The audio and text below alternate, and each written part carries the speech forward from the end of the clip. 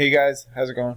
Sorry I can't be there today, but I wanted to give you a quick video, some tips on how to draw your picture using equations. On the screen you can see the Major League Baseball logo that I'm currently trying to draw.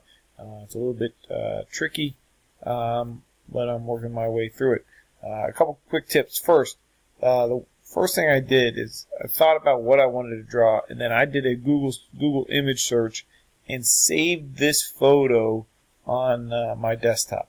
In Desmos, on the top left, you can add in an image. So I added that image, was the first thing I did, and then I sized it to make it something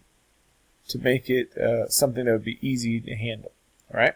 Then next, I started just going line by line and started trying to match my photo.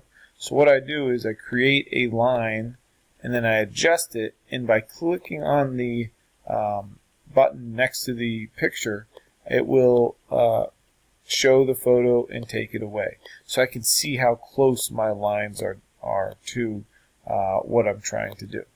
Okay. Second, when I'm thinking about restricting domain, for instance, I'm going to look at this line, right? That's that line. That's the helmet line that we're looking at. So I'm going to zoom in on that so you guys can see closer what I'm looking at. First, when I'm looking to restrict domain, first thing I'm doing is I am where did that line go? There it is. I am making sure it lines up. Okay.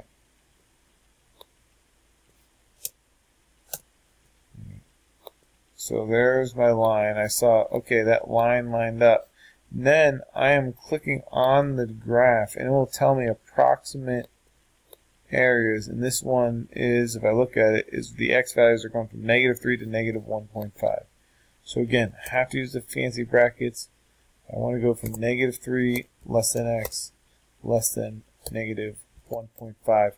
If you write a domain and you think it's right, and there's no line that shows up, you might have written your domain backwards. Always make sure it goes from least to greatest. So it's saying x is greater than the smaller one and less than the larger. Okay? Good luck. I'll be back tomorrow, and I'll help you with any questions that you may have.